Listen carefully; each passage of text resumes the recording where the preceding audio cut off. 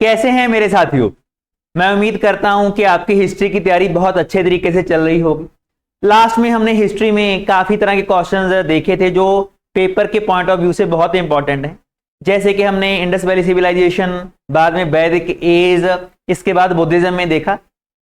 हमने बुद्धिज्म में जो जो मेन बातें हैं कि क्यों आया, क्योंकि उस टाइम के ऊपर बहुत ज्यादा लोग अलग अलग रीति रिवाजों में, कर्म कांडों में फंसे हुए थे, तो उसको निकालने के लिए जो उस टाइम की अपर कास्ट थी वो क्या कर रही थी कि लोगों को गुमराह किया जाए, तो उसको निकालने के लिए हम देखा कि बुद्धिज्म ने अपनी अपनी बातें बताई।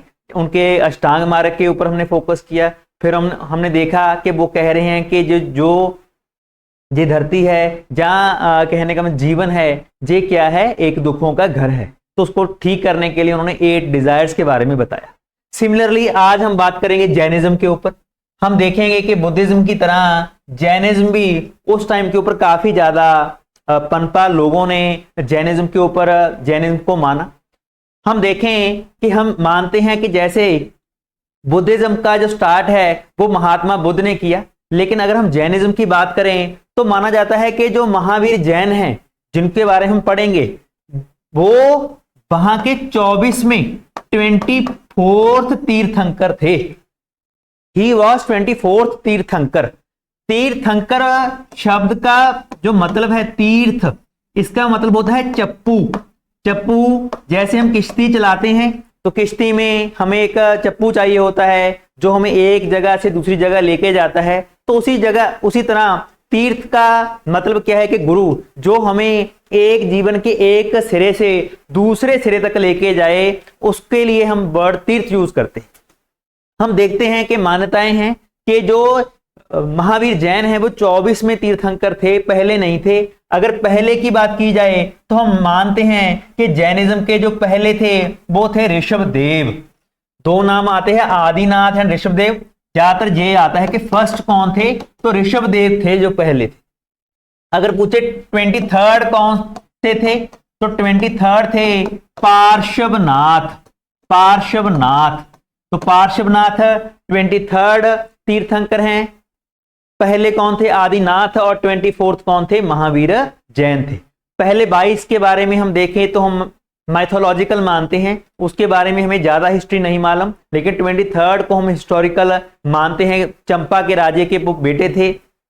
और 24th हैं वो भी एक राजा के क्या थे, पुत्र थे। आइए अगर हमें आगे जाएं तो हम देखते हैं कि महावीर जैन महात्मा बुद्ध के कंटेम्परेरी थे। तो काफी समय तो ये माना गया कि महात्मा बुद्धिज्म और जैनिज्म दोनों एक ही हैं, लेकिन धीरे धीरे लोगों को समझ लगा कि नहीं, दोनों की शिक्षाएं अलग अलग है। तो दोनों कंटेम्परेरी हैं। दोनों का जो बर्थ है वो 6th सेंचुरी बीसी में हुआ है। 6th सेंचुरी बीसी में दोनों का जन्म हुआ, जैनिज्म और महात्मा बुद्ध और महावीर जैन का। इसीलिए हम 600 में जो सदी है, 6th सेंचुरी है, उसको रेवोल्यूशनरी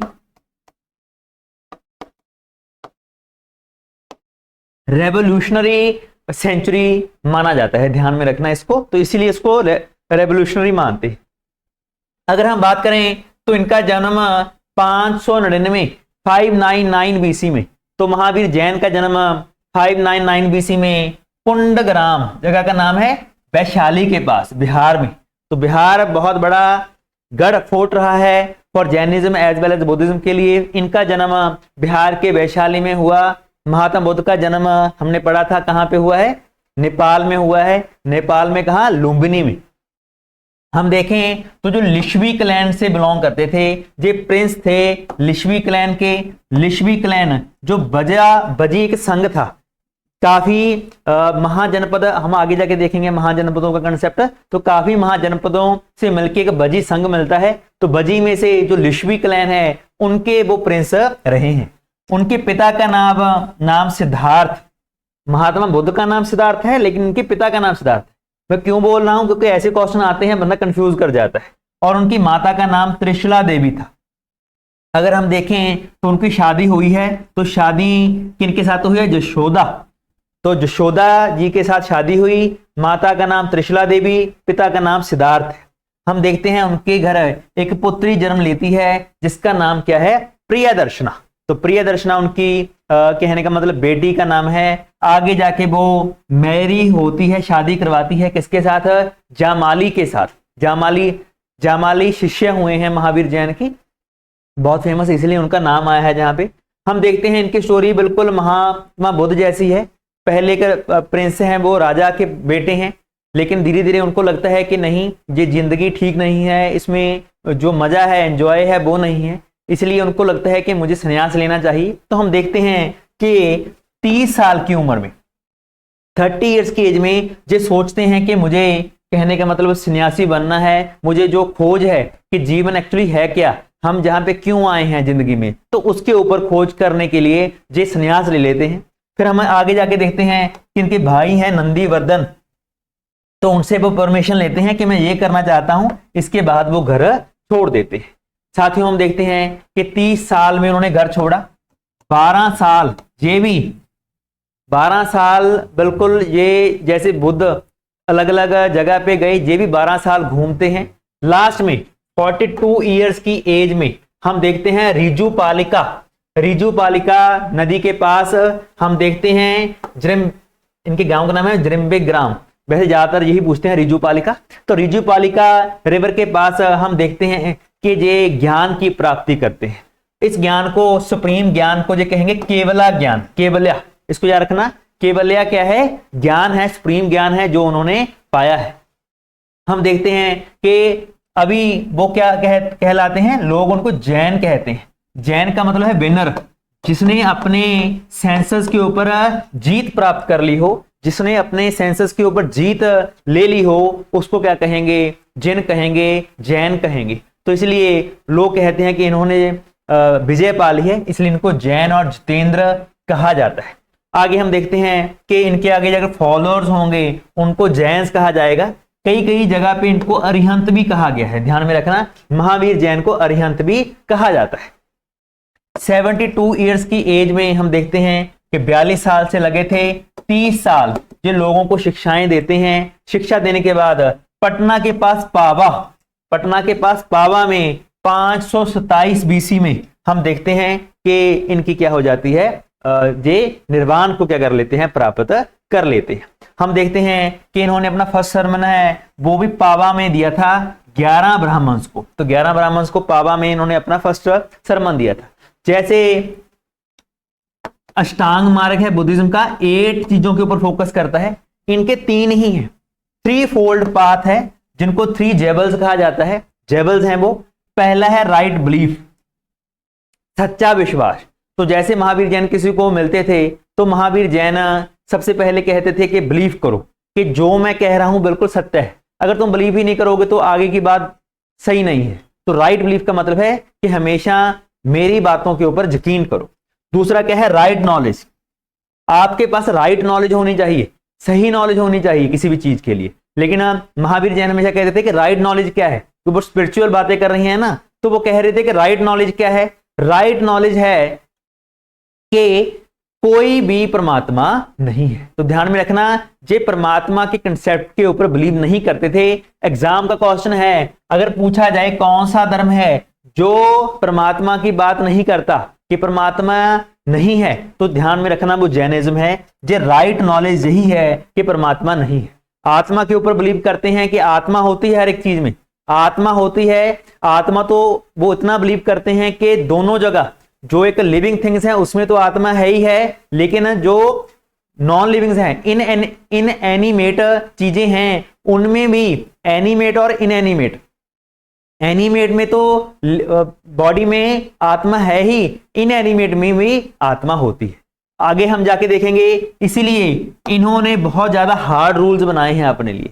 हार्ड रूल्स बनाए हैं कि सबसे पहले खाना नहीं खाना है, आपने खाने को इग्नोर करना है, क्योंकि जब हम फसल काटते हैं तो खाना भी एक लिविंग है, उसमें भी एक आत्मा है, तो उसको कष्ट होगा। नंगे पांव जाना है, क्योंकि नंगे पांव जाएंगे तो जो चींटियां हैं वो नहीं मरेंगी।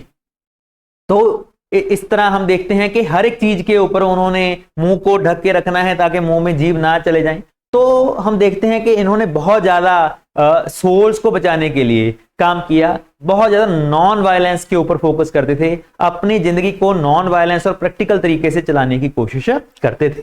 आगे हम जाके देखें, तीसरा है राइट कंडक्ट। फिर वही बात है कि अगर आपको राइट नॉलेज मिल गई कि क्या है, आत्मा है परमात्मा नहीं है, तो आत्मा को कैसे ठीक रखा जाए ताकि हम जो एक चक्र है हेवन और हेल का चक्र है उससे बाहर निकल सके, उसके लिए उन्होंने राइट कंडक्ट बताया है, तरीके बताए हैं, यही इसके ऊपर मेन सार है। हम देखते हैं कि आफ्टर महावीर जैन के बाद फर्स्ट जैन काउंसिल होती है, कहां पे होती है ये पूछा जाता है, पाटलिपुत्रा में। कब होती है? 367 बीसी में। किसके अंडर? स्थूलभद्रा के अंडर। चारों चीजें इंपॉर्टेंट हैं। फर्स्ट जैन काउंसिल कहां हुई है? पाटलिपुत्रा में। कब हुई है? 367 बीसी में। किसके अंडर हुई है? स्थूलभद्रा के अंडर हुई है। इसमें हम देखते हैं कि इनके जो अंगाज हैं, जैसे वहां पे हमने देखा था विनय पिटक, अभिधम्मा पिटक, सूता पिटक, जहां पे अंगाज हैं, तो जहां पे हम देखते हैं 12 अंगाज को कंपाइल किया जाता है जो महावीर जैनिज्म के साथ अटैच है। सेकंड जो काउंसिल है, इनकी सेकंड मीटिंग है, वो कहां होती है? बल्लभी में। बल्लभी कहां है? ध्यान में रखना, ये गुजरात में। तो गुजरात एक बड़ा सेंटर है, बिहार, गुजरात, कर्नाटका, ये आज भी बड़े सेंटर हैं जहां पे ज्यादा गिनती में हम देखते हैं कि जैनिज्म, जैन गुरुओं को जैन गुरु रहते हैं।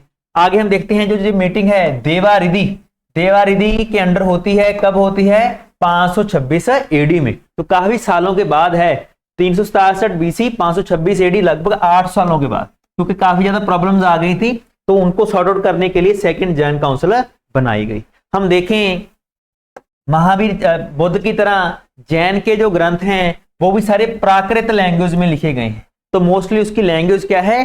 प्राकृत लैंग्वेज है, ताकि आम लोगों को वो समझ लग सके। मेनली इनके जो नाम या रखने हैं, आचरंग सूत्र, कल्प सूत्र, भगवती सूत्र, नाम है इनके लिटरेचर का। आचरंग, कल्प और भगवती सूत्र। हम देखते हैं आचरंग सूत्र में वो बताते हैं मेडिटेशन के बारे में कि कैसे महावीर ने 12 साल जो जिंदगी के थे, 30 से 42 साल उसको गुजारा, कैसे मेडिटेशन की कैसे सीखा, इसकी बातें आचरण सूत्र में। कल्प सूत्र में फिर जो और जैन तीर्थंकर हुए हैं महावीर जैन के अलावा, तो उनकी वाणी जो सारी है, उन्होंने क्या क्या किया, वो कहां पे है? कल्प सूत्र में।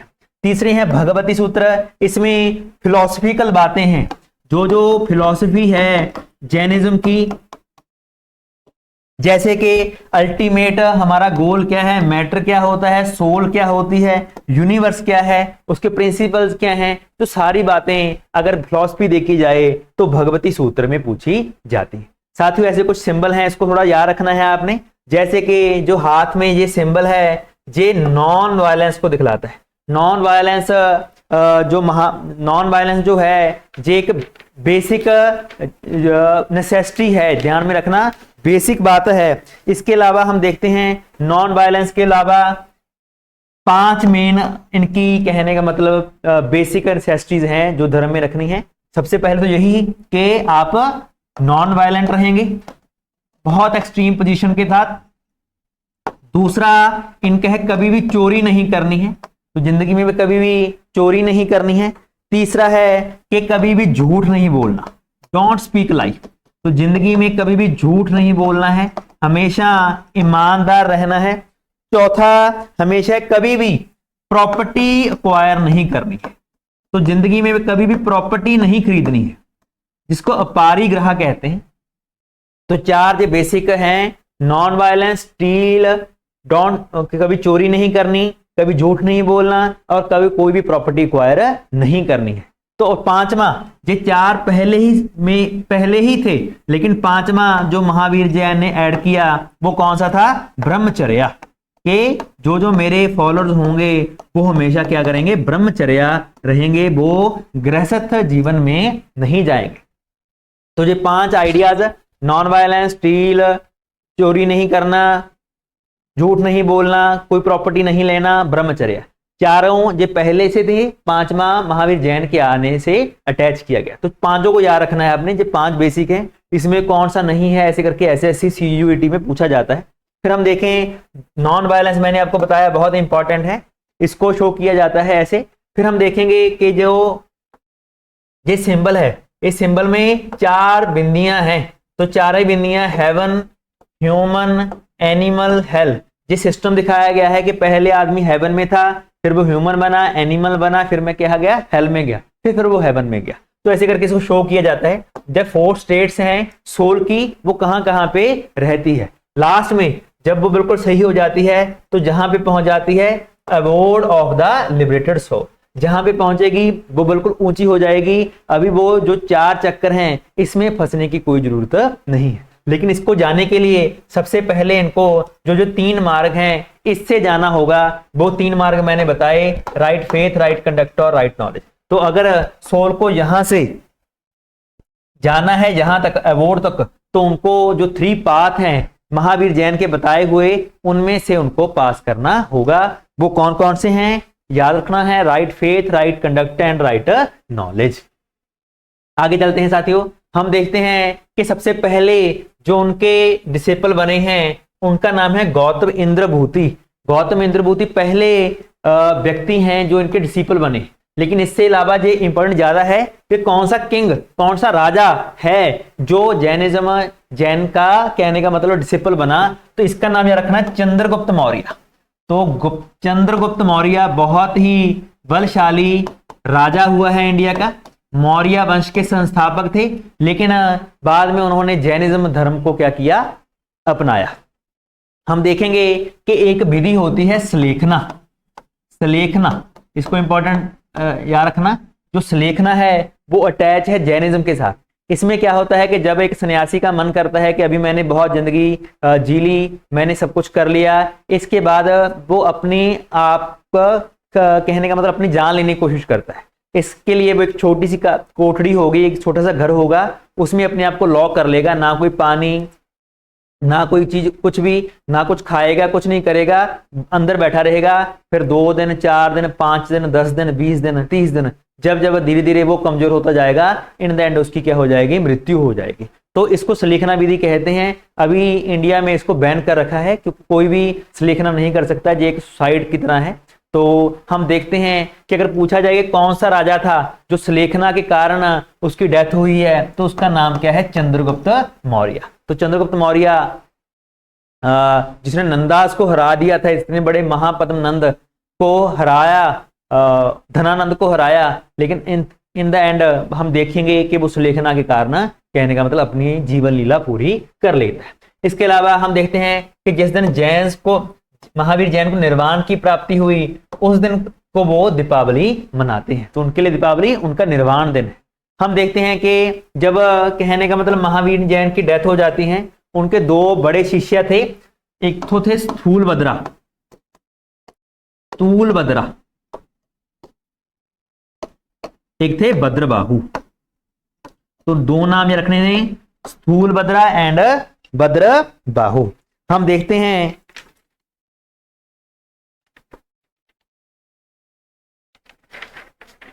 चलो हम देखते हैं कि जैसे जैसे ये गंगा के पास रह रहे हैं ना, तो गंगा के पास कहने का मतलब रह रहे हैं, तो गंगा में क्या जाता है, एक ड्रॉट आ जाता है। तो ड्रॉट आने के कारण हम देखते हैं कि काफी लोग किसके अंडर, भद्रबाहु के अंडर। तो भद्रबाहु के अंडर वहां से मूव कर जाएंगे और कहां चले जाएंगे, कर्नाटका में।